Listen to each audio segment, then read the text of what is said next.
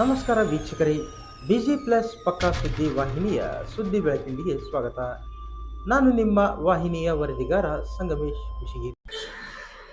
ಕಾಯಕ ಶ್ರೀ ಪ್ರಶಸ್ತಿ ಗೌರವ ತಮ್ಮ ಸಾಮಾಜಿಕ ಹಾಗೂ ಕಾಯಕ ಜವಾಬ್ದಾರಿಯನ್ನು ಜಾಗೃತಿಗೊಳಿಸಿದೆ ಹಾಗೂ ಹೆಚ್ಚಿಸಿದೆ ಎಂದು ಹಿರಿಯ ಪತ್ರಕರ್ತ ಹಾಗೂ ಪ್ರಗತಿಪರ ರೈತರಾದ ನಾರಾಯಣರಾವ್ ಕುಲಕರ್ಣಿ ಅವರು ಹೇಳಿದರು. ಕುಷ್ಟಗಿ ತಾಲೂಕಿನ ನವಲಹಳ್ಳಿ ಗ್ರಾಮದಲ್ಲಿ ಜಗಜ್ಯೋತಿ ಬಸವೇಶ್ವರರ 897ನೇ ಜಯಂತ್ಯುತ್ಸವ ಆಚರಣೆ ಹಿನ್ನೆಲೆ ಬಸವ ಪ್ರವಚನ ಸೇವಾ ಸಮಿತಿಯ ಪ್ರಮುಖರು ಹಾಗೂ ಊರಿನ ಹಿರಿಯರು ಶನಿವಾರ ಸಂಜೆ ಹಮ್ಮಿಕೊಂಡಿದ್ದ ಪ್ರವಚನ ಕಾರ್ಯಕ್ರಮದಲ್ಲಿ ಕಾಯಕ ಶ್ರೀ ಪ್ರಶಸ್ತಿಯನ್ನು ಸ್ವೀಕರಿಸಿ ಅವರು ಮಾತನಾಡಿದರು. ಪ್ರಸ್ತುತ ದಿನಗಳಲ್ಲಿ ಕೃಷಿ ಕಾಯಕವನ್ನು ಕೀಳಿರಿಮೆಯಿಂದ ಕಾಣುವಂತಾಗಿದೆ. ಕೇವಲ ಲಾಭದ ನಿರೀಕ್ಷೆಯ ಭಾವದಲ್ಲಿ ರೈತ ಭೂಮಿ ಮತ್ತು ಎತ್ತು ಹಸುಕರು ಹಾಗೂ ಕೃಷಿ ಪರಿಕರಗಳೊಂದಿಗೆ ಬಾಂಧವ್ಯ ಹೊಂದಿದ್ದಾನೆ. ಈ ಲೆಕ್ಕಾಚಾರದಿಂದ ಎಂದಿಗೂ ಆತ್ಮತೃಪ್ತಿ ಸಿಗುವುದಿಲ್ಲ. ಆದರೆ ತಮ್ಮ ಕೃಷಿ ಬದುಕಿನಲ್ಲಿ ಭೂಮಿ ತಾಯಿಯಿಂದ ಎಂದೆಂದೂ ಲಾಭ ನಷ್ಟ ನಿರೀಕ್ಷೆ ಮಾಡಿಲ್ಲ.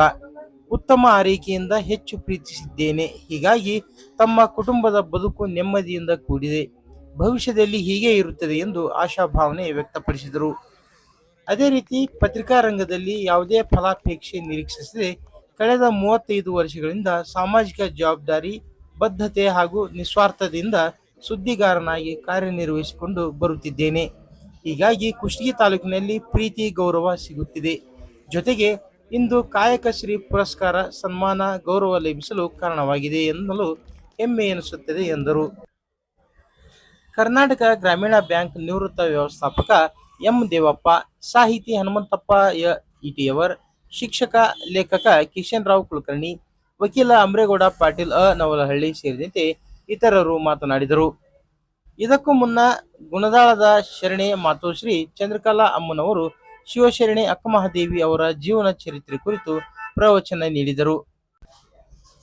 ಕೇಂದ್ರ ಸರ್ಕಾರಿ ನಿವೃತ್ತ ನೌಕರ ಶ್ರೀಕಾಂತ್ ಕುಲಕರ್ಣಿ, ಬಸವತತ್ವ ಪ್ರವಚನ ಸೇವಾ ಸಮಿತಿ ಅಧ್ಯಕ್ಷ ಶರಣಗೌಡ ಪೊಲೀಸ್ ಪಾಟೀಲ್, ಊರಿನ ಹಿರಿಯರಾದ ಪ್ರಸನ್ನ ದೇಸಾಯಿ, ಬಸನಗೌಡ ಎನ್ ಪಾಟೀಲ್, ಲಿಂಗಪ್ಪ ಬಾರ್ಕೇರ್, ಯಲ್ಲಪ್ಪ ತುರ್ವಿಹಾಳ್, ಹಿರೇಮುದಕಪ್ಪ ಬಂಡೇರ್, ಬಸವರಾಜ್ ಮ್ಯಾದರುಡುಕ್ಕಿ, ದೊಡ್ಡ ಬಸವ ಸಿ ಪಾಟೀಲ್, ಶರಣಪ್ಪ ಮುದಗಲ್, ಸುರೇಶ್ ಇತರರು ಉಪಸ್ಥಿತರಿದ್ದರು.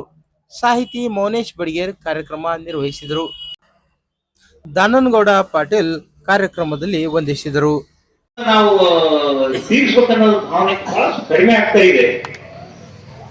ಇವತ್ತಿನ ಕಾಲದೊಳಗೆ ಬಹಳ ರೈತರು ವಿಮುಖ ಆಗ್ತಾರೆ. ರೈತರು ಮನೆಯೊಳಗ ರೈತರಾಗಿ ಇರೋದು ಹೇಳೋದೋ ಇಲ್ಲ. ಇವತ್ತು ನಾನು ಇಟ್ಕೊಂಡ ಹೇಳ್ತೀನಿ,